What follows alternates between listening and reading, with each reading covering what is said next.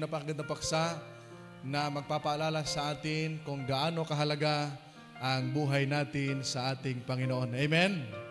Ang talata na binasa ni Tatay Gunding kanina ay ating matatagpuan sa aklat ng Genesis chapter 2 verse 7. At I want you to open also your Bible o sundan ninyo ang ating presentation. Okay? At inyong i-take note kung gusto ninyo ang ating presentation para ating malaman. I want you to know, mga kapatid, na ang buhay natin galing sa Diyos. I will say it again. Ang buhay ay galing sa Diyos. Lahat tayo na naririto sa umagang ito na humihinga, ang buhay ay galing sa Diyos. At ating ipagpasalamat yan. Ang paraan ng paglikha ng Diyos sa atin ay matatagpuan natin dyan sa Genesis 2:7. It says, "And the Lord God formed man of the dust of the ground and breathed into his nostrils the breath of life, and man became a living soul." So, ang tao ay naging buhay na kaluluwa when God breathed his nostrils, the breath of life. Anong ibinigay ng Diyos? Anong inilagay niya sa ilong? Sa butas? Hininga ng buhay. Dahil wala namang tao na humihinga pa, pero patay na. Wala. Mga kapatid. So tayo, na narito ngayon na nakakapag-isip, nakakakita, nakakarinig, nakakadama, tigit sa lahat humihinga, ay merong buhay na ibinigay ang ating Panginoong Diyos. That's the foundation and the origin of our lives, mga minamahal. That's why we are here in this church or church building to worship and praise God sa buhay na Kanyang ipinagkaloob sa atin. Next one, kanina ang buhay ay galing sa Diyos, ngayon naman ang buhay ay isang pagsubok. I will ask you, mga minamahal, sino sa inyo ang hindi nakaranas ng pagsubok sa buhay? Amen? Ang Diyos ay napakabuti, mga minamahal. Ang buhay ay isang pagsubok. These characters na binabanggit natin o nakalagay dyan sa ating presentation, sila may mga karanasan na sinubok ng Diyos.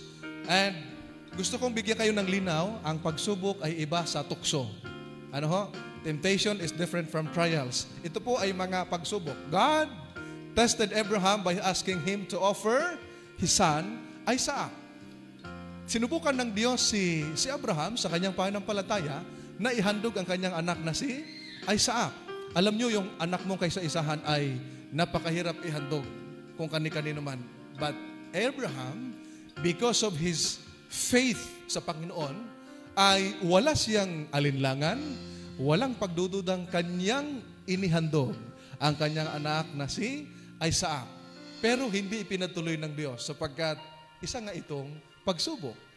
Ito namang si Jacob, mga minamahal. God tested Jacob when he had to work hard, extra years, to earn Rachel as his wife. Alam nyo, noong unang panahon, kapag ang isang lalaki ay manliligaw, hindi dinadaan sa text, sa anuman, at lalo na kapag kamamanhikan, grabe yung tinatawag nating sacrifices na ginagawa ng lalaki para matamis lamang, makamit yung matamis na oo. Di ba? Ngayon, hindi na ipinapaalam sa magulang. Ang malaman-laman na lang ng magulang, ipakilala na, ma, si ganito. Di ba? Papakilala na kaagad. Walang kamalay-malay. Sila na, no? Text lang, mga kapatid. Yung iba, chat. Yung iba nga, hindi pa ka nagkikita. Sila na eh. Iba ko ba, paano na buo yung pag-ibig? Mga kapatid. Jacob in his time, he worked, mga kapatid, in extra years just to earn Rachel as his wife. Mga minamahal, di ba? Nung unang panahon, dumaan pa sa mga pangaharana, di ba? Para lang makamit yung matamis na oo. Ngayon talaga naman, nakita natin, technology, mga minamahal, ay napaka-effective. Adam and Eve, mga minamahal, failed their test in the Garden of Eden. Inilagay ng Diyos ang tinatawag nating tree of good and evil, knowledge of good and evil, hindi para pakialaman, kundi one way of testing them pagsubok sa kanila, mga kapatid. Ano ang sabi ng Diyos? Huwag mong pakialaman yan. Do not touch and do not eat the fruit of it, mga minamahal. Sapagkat kapag ginawa mo yon, mamamatay kayo. They failed the test.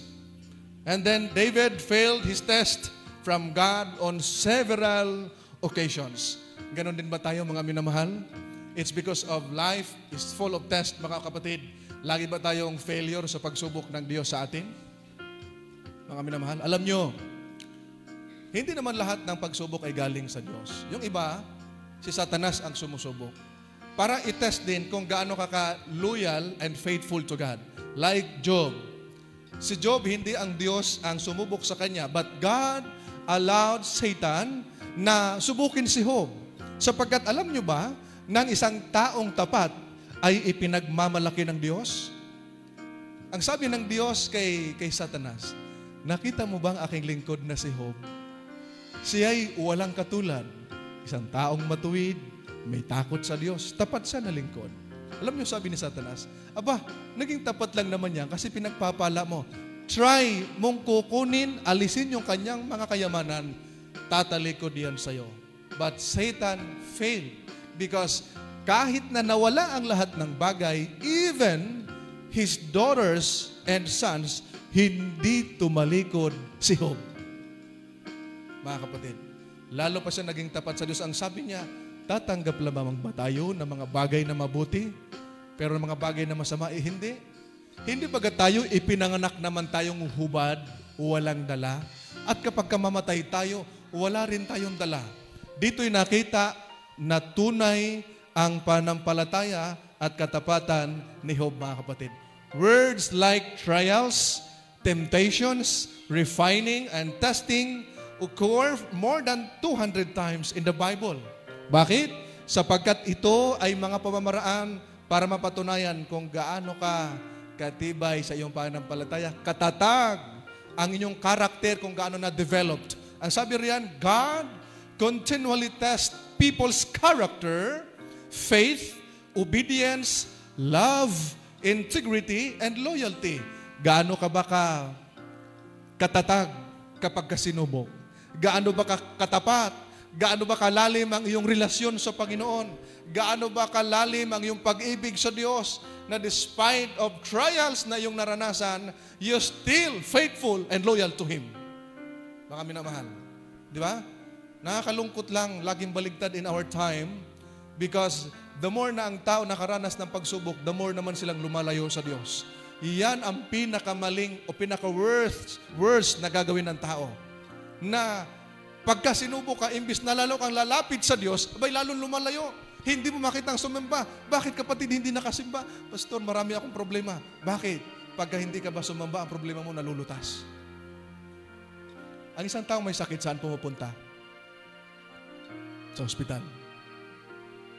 Tayo mga makasalanan, we go to church. Dahil hospital ng mga makasalanan ng simbahan. At ang ating dakilang manggagamot, ang ating Panginoong Jesus. It is seen in stories throughout the Bible. Ang sabi ni Mel Rees, mga kapatid, ni Mel Rees, God is testing man with perishable things to determine His ability to manage eternal possessions. Ano ang sabi ni Mel Rees? Sinusubok ng Diyos ang tao, mga kapatid, ng mga bagay na nasisira, ng mga bagay na pansamantala, para ma-determine ng Diyos kung paano mo ma-manage yung mga bagay na pangwalang hanggan. Kaya ang payo ni Apostol Pablo, ang sabi niya, kayo'y mag-isip ng mga bagay na makalangit, hindi na makalupa. Why? Dahil yung mga bagay sa lupa, masisira, mawawala, mapipirish, mga minamahal. Ang sabi ng ating Panginoon, maglaan kayo, mag-ipon kayo ng mga kayamanan sa langit, hindi sa lupa. Mga kapatid. Ano ho? So, ipinaalala sa atin ng Panginoon na yung testing na ito, mga pansamantala. All of life is a test. And we are always being tested. Tayo ay sinusubok. We will be tested by major changes, delayed promises, impossible problems, unanswered prayers, undeserved criticism, and even senseless tragedies, mga minamahal. Yung mga unexpected na nangyari sa buhay natin, na in-expect natin, okay ito, pero hindi pala. Yung pala yung pagsubok ng Diyos sa atin, gaano ka katatag o katapat sa iyong faith sa Kanya. Man's test in the plan of redemption. Tingnan nyo ang ating presentation. The Sabbath. Ang araw ng Sabbath, it is a test of obedience. Yan ang binanggit ko sa inyo kanina sa ating Sabbath school. Madalas nalilate tayo pag Sabbath school worship. Pero sa mga work natin, hindi tayo nalilate. Let us try na maging maaga sa pagsamba because the one who blesses us is our Lord God, mga kapatid. Ang Sabbath, it is a test of obedience, and there are some of people sa buong mundo, ang Sabbath kinukontra at gumagawa ng kanilang pagsamba. Bigyan ko kayo ng example. Mayroong isang pari na sikat ngayon. I will not mention his name. Ang sabi niya, binanggit kasi niya yung ating church na napanood ko kahapon. Sabi niya, alam mo brother, ganito sa kanyang kasamahan. Pari ang nagsalita. Sabi niya, alam niyo yung mga Seventh-day Adventist, ang sinusunod nila yung araw, yung Seventh-day Sabbath. Tayo, mga Roman Catholic, ang sabi niya, ang sinusunod natin yung Diyos na gumawa nung araw, hindi yung araw. Napansin mo yung sinabi niya? Kung totoo na sinusunod nila yung Diyos na gumawa nung ikapitong araw, dapat nga silang mangili nung ikapitong araw ng Sabat. Bakit? Kasi sinusunod nila yung sinasabi daw ng Diyos. Bakit iba yung sinusunod nila kaysa sinasabi ng Diyos? Hindi ba malinaw sa utos, remember the Sabbath day to keep it holy? 6 days thou shalt labor, but the 7th day is the Sabbath of the Lord. When you love the Lord, do you know, mga minamahal, that loving God means following His commandments?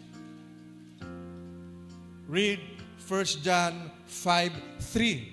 So, kung sinusunod mo yung Diyos, dapat susundin mo yung Kanya mga utos. Why? Because our duty, ang ating tungkulin, ay pagsunod sa kalooban ng Panginoon. At isa sa nakasaad yan, Sabbath is a test of our obedience to God. Mga minamahal. Second one, the tithe, yung ikapo, mga minamahal. Tithe is a test of recognition by refraining from touching it. Mga kapatid, Adam would have shown his recognition of God's ownership. Meaning, bakit ka nag-iikapo? Bakit? Because it is, sabi riyan, recognition na yung mga bagay na nasa iyo, hindi talaga sa iyo, sa Diyos. Kaya nga sabi ng Panginoon yung 10% ibalik mo. Kailangan ba ng Diyos ang pera? No.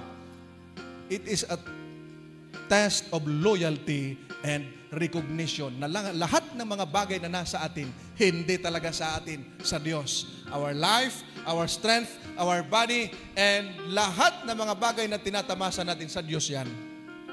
Kaya pinakikita ng Diyos, those who will not return their tithes are called a thief. Magnanakaw. Bakit? Kasi pagpapakita ng recognition and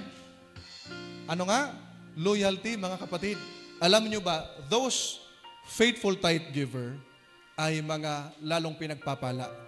Why? Because God has promised in Malachi chapter 3 verses 10 to 11. Pagka naging tapat ka sa Diyos, the more ka naging faithful to Him, the more blessings you will receive. Amen? Yan ang katotohanan, mga kapatid. And then, free will offerings. Diba? Meron tayong mga handog. Yung handog, nakadepende, proportionate, doon sa blessing na ipinagkaloob ng Diyos sa iyo. That's the test of love, mga kapatid. Si Isaac, nung inoffer niya yung kanyang anak sa Diyos, not just faith, but his love to God. Na alam niya, yung may-ari ng kanyang anak, hindi talaga siya, kundi ang Diyos, Nanay Puling.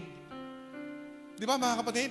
And management of remainder, a test of attitude and direction. Lahat ng ating mga tinatangkilik, mga minamahal na mga kapatid ko. That's why, itong Sabbath, tithe, free will offerings, management and remainder, lahat yan ipinaalala sa atin kung gaano tayo pinagtitiwalaan ng Diyos. Nakakalungkot lang, halimbawa sa Sabbath, nakakalungkot lang mga kapatid, pagkahapon, yung mga kapatid wala na, nasaan na?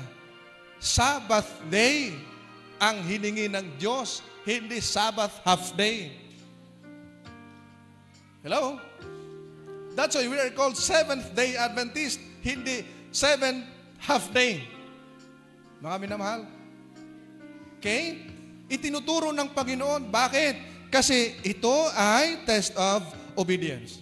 The good news, mga minamahal, is that God wants us to pass the test of life. Gusto ng Panginoon na mapagtagumpayan natin yung mga tinatawag nating mga test na ito. So He never allows the test we face to be greater than the grace He gives us to handle them, mga minamahal. Hindi haya ng Diyos na mas manaig yung pagsubok sa iyo because His grace is sufficient, mga minamahal. Amen? Merong grace ang Diyos sa atin. 1 Corinthians 10:13, hindi niya hinahayaan, inaalaw na manaig sa atin ang tukso. Dapat tayo ang magtagumpay, mga kapatid ko, because His power, mga minamahal, is beyond sa ating tinatawag na mga test o pagsubok sa buhay. He will not allow you to be tested beyond your power. The reward for those who endure, mga minamahal, merong reward. What is reward in Tagalog? Gantimpala. Blessed are those who endure when they are tested. Mapalad silang nagtagumpay kapag sila'y sinubok. Bakit? When they pass the test, they will receive the crown of life that God has promised to those who love Him. Ipinaalala sa atin, sino yung mga magtatagumpay? Sila yung mga tunay na nagmamahal sa Panginoon. Why? Sapagkat pag mahal mo, hindi mo iiwan. Amen? Dahil mahal natin ang Diyos. Sabi sa ating lesson kanina, hindi natin iiwan ng Panginoon. Kahit sa kaduluduluhang bahagi ng ating buhay, mga minamahal na mga kapatid. Ang buhay ay ipinagkatiwala sa atin. And our time on earth and our energy, intelligence, opportunities, relationships, and resources are all gifts from God that He entrusted to our care and management. Lahat pala ng mga bagay na ito'y ipinagkatiwala lamang sa atin. Ano nga ang dapat makita sa isang katiwala? Of course, number 1, mapagkakatiwalaan. Number 2, maaasahan. Number 3, may pananagutan. And number 4, may katapatan, mga kapatid. Sino nakaalala nun ng mga ating mga nurturing class, mga kapatid? So, we are stewards of what God gives us. Tayo makakatiwala sa mga bagay na ipinagkaloob ng Diyos sa atin. The concept of stewardship begins with the recognition that God is the owner of everything and everyone on earth. Nagsisimula pala yung pagiging steward, katiwala, kapag nakita mo o naunawaan mo na ang may-ari ng lahat ng bagay na ito na ating natamasa, nakita, ang ating naranasan ay ang Diyos. Ang sabi sa Psalm 24:1, ano ang sabi sa talata? The world and all that in it belongs to the Lord. The earth and all who live on it are His. Kahit tayo. Alam niyo, one time merong nagtanong sa akin, habang naladala ko yung motor ko, Brother Patrick. Sabi, Pastor, sa iyo ba yung motor? Ang ganda ng tanong niya, ano? Sabi ko, hindi po. Ipinagkatiwala lang sa akin. Aba, kabait naman nung may-ari at ipinagkatiwala sa iyo yung motor na yan. Sabi ko, sa Panginoon po ito.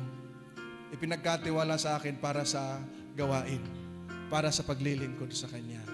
Itong laptop na ito, mga kapatid, hindi rin ito sa akin. Sa Panginoon ito. Kaya nakikita nyo lang ito, ginagamit ko pag nag-sermon ako. sa Panginoon ito ipinagkatiwala sa atin. Lahat na mayroon tayo galing sa Diyos. Amen? At dapat ginagamit natin mga kapatid pagkilala sa Kanya. So, God is the owner. Mga minamahal, hindi tayo ang may-ari, kundi ang ating mahal na Panginoong Diyos. Gusto kong bigyan ng pansin itong nakalagay sa presentation mga kapatid. Sabi rito, we are not given ownership. Only what? Possessions. Hindi ownership. Hindi tayo may-ari. Mga minamahal, kung kaya, bakit nagkasala si Adan at si Eva nung kinain nila yung bunga ng punong kahoy ng pagkakilala at mabuti at masama? Nagpapahayag kasi yon. Sa Diyos yon. Kung ito'y sa Diyos at sinabi ng Diyos, huwag mong pakialaman, huwag mong pakialaman ang hindi sa'yo. See, mga kapatid? Nagis nyo mga minamahal, wala tayong pagmamayari sa mundo. Alam nyo yung kinanta ni Brother Obet kanina na tanging siya lang ang nag-iisang pag-asa. Yung kasing composer nun, yung writer nun ay friend namin. Nag-message uli sa amin, Pastor, may bago akong kanta, kantahin mo. Ipa-record na uli. Yung kanta na Walang Akin ang title. No? Wala kang madadala, no? Wala kang masasabing akin dito sa mundo. Maging buhay mo'y hindi sa'yo. Kaya pala ang tao namamatay. Kasi kahit buhay natin, hindi sa atin. Sa Diyos, mga minamahal na mga kapatid. Ano lang ibinigay sa atin? Possessions, not ownership, mga kapatid. Remember, ang buhay ay pansamantala dito sa lupa. Life is just, ang sabi rito, singaw, vapor, mga kapatid. Sino na dito nakapagsaing? Yung marunong magsaing. Pag nagbuklat kayo ng kaldero, ano lumalabas? Yung bagong saing, Ate Rosa? Singaw. Maraming klaseng singaw. Mayroon ding singaw yung nandito sa may... singaw din yun. Pero yung singaw na pinabanggit dito, yung vapor, mga kapatid, na paglabas doon, pagbuklat mo ng takip ng kaldero, lumalabas yung singaw ang tawag doon. Magpapakita, maya-maya wala na. Ganyan, inihalin tulad ang ating buhay. Mga kapatid, whether we like it or not, magugulat ka, meron kang mahal sa buhay, kamag-anak, kapamilya, kakilala, nakausap mo lang kahapon, ngayon patay na. Ganun kaiksi ang buhay ng tao, mga kapatid. What is your life? It is even a vapor that appears for a little time and then vanishes away. Ganon ang buhay ng tao, mga kapatid ko. Ang buhay parang runner o sugo. Now my days are swifter than a runner. They flee away. They see no good, mga kapatid. Job 9:25. Ano pa? Ang buhay, ang sabi rin, parang dangkal. Hindi, di pa. Dangkal, mga kapatid. Ganong kaiksi ng buhay. Indeed, you have made my day are 100, and my age is as nothing before you. Certainly, every man at his best state is but vapor, mga kapatid. Isa pa, parang anino, mga kapatid. We are aliens and pilgrims before you. As were all our fathers, our days on earth are as a shadow and without hope. Ang buhay namin dito sa mundo ay parang anino at walang pag-asa. Mga minamahal na mga kapatid, na mga lalaki at babae, maikli ang buhay at walang tiyak na haba kung kailan tayo mananatili sa mundo. Hindi natin alam kung kailan ang katapusan.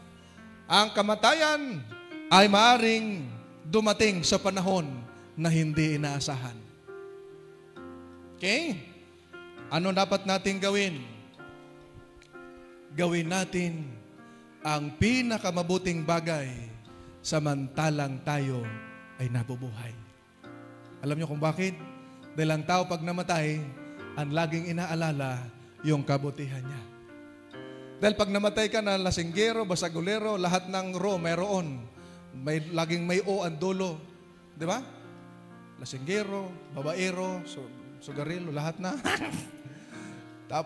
Di ba? Bisyoso. Sabihin, mabuti namatay, sakit sa ulo yan.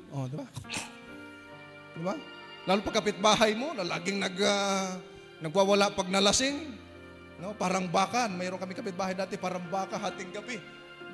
Kaingay, kalakas. Parang baka. Yung pala, lasing.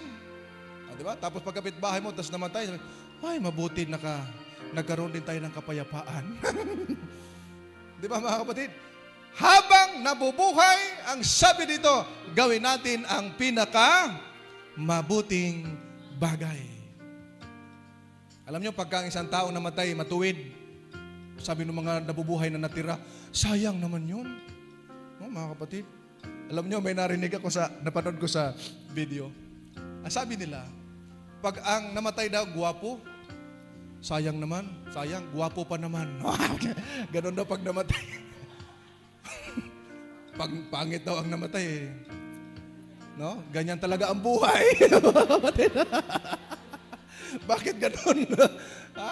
Naman. Pag guwapo, sayang daw, no? Guwapo pa naman. Pag pangit ang namatay, ganyan talaga ang buhay.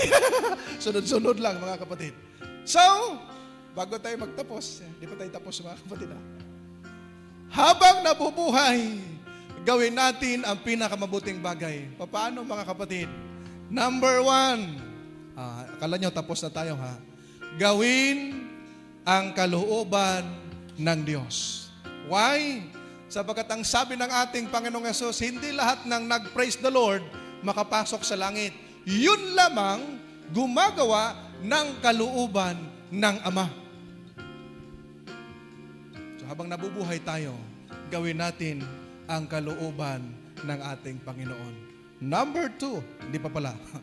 There must be a deep willingness to obey all that God has revealed. So mayroon kang pagnanais na sundin ito. We must take the Word of God seriously and be willing to do the will of God. Kaya nga sinasanay natin ang bawat isa sa inyo. Every time you go to church, always bring your Bible. Kung nasa inyo mga tahanan, buklatin ninyo bago matulog at pagkagising. Pag may mga Bible study, dalhin ninyo ang inyong mga Biblia. Kanina pinataas ko kayo ng kamay, sino may dalang Biblia? At least 70% may dala. Amen? Sino ang walang dala? Huwag na po kayo magtaas ng kamay. Dalhin nyo na lang sa susunod. Kapatid. If we will inherit eternal life and enter that celestial city, our greatest duty is to ascertain the will of God, ask for the grace to follow it wholeheartedly. Ano ba sa Tagalog yung wholeheartedly? Aba, napakasarap sa pakiramdam pag buong puso natin ginagawa ang kalooban ng Panginoon. Amen? Number 2, hindi lang basta gawin ang kalooban ng Diyos, mamuhay ng may kabanalan. Because God wanted us to be holy like Him who called us, who is holy, mga minamahal. Ang sabi ni Apostle Peter, chapter 1, verse 15 and 16, ang sabi riyan, but as He who called you is holy, you also be holy in all your conduct, because it is written, be holy, for I am holy. Paanong paraan? Alam niyo ba ang gusto ng Panginoon? Madatnan tayong walang kapintasan. Ang isang tao, una napapabanal dahil sa dugo ng ating Panginoong Hesus.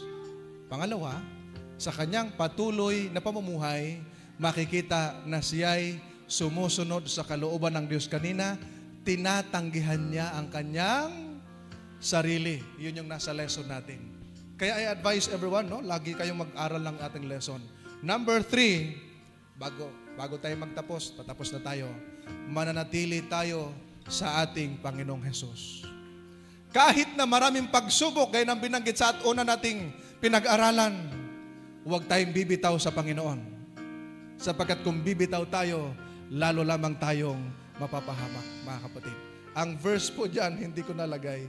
John chapter 15, verses 5 to 6, mga kapatid. Ano ho? Kung ang sino man ay hindi nanatili sa akin at siya'y matatapong katulad ng sanga at matutuyo at mga titipunin at mga ihagis sa apoy at mga susunog. Ang sabi ng ating Panginoon, abide in me. Sa anong paraan? Ano nga yung 4 na mahalagang bagay sa pananatili kay Jesus Christ? Hello? Abiding in Him in prayer, abiding in Him in His Word, in His love, and in witnessing. Itong 4 na ito'y makikita natin dyan sa John chapter 15. Ang pananatili sa ating Panginoon ay isang bagay na maging susi upang tayo'y magtagumpay. Huwag tayong hihiwalay sa Panginoon. Kapag humiwalay ka, lugi ka. Kapag humiwalay ka, ikaw din ang mapapahamak, sabi ng Biblia. Ang pananatili sa Panginoon ay may kasiguruhan ng buhay na walang hanggan. Sabi ni Sister Antoinette na taga saan yung baby? Si Antoinette, taga Banahaw. Nawalay siya sa Panginoon at humiwalay dahil yung kanyang asawa namatay, yung kanyang anak nagkasakit, humiwalay siya sa Panginoon at namuhi siya sa Lord. Ang sabi niya, ayaw ko nang magbasa ng Biblia. Ayaw ko na rin mag-pray. Mga kapatid, grabe ang kamuhi niya sa Panginoon. Pero dumating ang pandemic, mga kapatid, sa kanyang pag-swipe na kanyang Facebook, napanood niya ang ating programa, Gospel and Music Ministry. Doon kasi nung panahon na yon, ay ang ating program umaga at hapon. Sa umaga devotional, sa hapon mga doctrinal episode. Sa doctrinal episode ay meron kaming tinatawag na OBB. Yun yung introduction bago magsimula ang aking pagtatalakay. Isa doon sa binanggit ko doon sa OBB, kung na kay Kristo ka na, huwag ka nang bibitaw. Dahil pag bumitaw ka, lugi ka. Na-realize niya na siya nawalay sa Panginoon and she decided na magbalik sa ating Panginoon. At yun yung panahon nung nandito kami, napanood namin ni Ate Dan yung kanyang testimony. We never met in person. We just saw her in her testimony sa live na binanggit niya ang aking pangalan, binanggit niya ang programa kung kaya siya nagbalik loob sa ating Panginoon. Mga minamahal, manatili tayo sa Panginoon. At ang pang-4, maging tapat sa Diyos sa lahat ng bagay. Ano po ang pang-4? Maging tapat sa Diyos sa lahat ng bagay. Ano yung number 1? Hello? Gawin ang kalooban ng Diyos. Number 2, mamuhay ng may kabanalan, magpakabanal. Number 3, mananatili sa ating Panginoong Hesus. And number 4, maging tapat sa Diyos sa lahat ng bagay. Yung katapatan, hindi lang ngayon o bukas.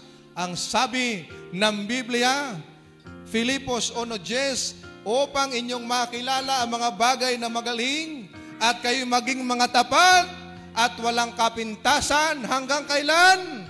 Hanggang sa araw ng ating Panginoon. Ibig sabihin, hanggang sa kanyang pagdating. Gusto ng Panginoon, madatnan niya tayong tapat at walang kapintasan. Alam niyo, ang sabi niya sa Acts of the Apostles, page 55, paragraph 2, but unless the members of God's church today have a living connection with the source of spiritual growth, they will not be ready for the time of reaping. Hanggat hindi tayo, mga kapatid ko, nakakonect sa may-ari ng buhay natin, sa pinanggalingan ng lahat ng ating pangailangan, baka hindi tayo mahanda sa panahon ng pag-aani, sa panahon ng pagdating ng ating Panginoon. In summary, mga kapatid, bakit nawala? In summary, ang buhay natin ay puno ng pagsubok. Tayo sinusubok. Tayo ay pinagtitiwalaan ng Panginoon. Tandaan natin, tayo'y mamamatay sapagkat pansamantala ang buhay natin dito sa lupa. Tandaan natin, ang tahanan natin sa langit. Di ba mayroon tayong kanta? kahit na kubo ang aking tahanan dito sa lupa. O, di ba? Kasi meron tayong mansyon sa langit. Habang tayo narito sa lupa, ayusin natin ang ating tahanan. Pag hindi pa nakaugnay ng maayos sa Panginoon, ayusin nyo. Baka bukas huli na ang lahat. Ayusin natin ang ating buhay. Baka yung ating buhay o pamumuhay, liko-liko pa. Mga minamahal, ayusin natin ang ating ugnayan sa ating Panginoon. Ang ating mga ari-arian, baka hindi natin naisuko sa Diyos. Hindi natin nakilala na ang Diyos ang honor. At higit sa lahat, ang ating ugnayan sa ating Panginoon. Mga minamahal na mga kapatid, God wants us to do His will. God wants us, mga minamahal, to live a holy life. God wants us to abide in Him. And God wants us to be faithful until the coming of our Lord Jesus Christ. May this message, mga minamahal, be a blessing to you. God bless us and happy Sabbath.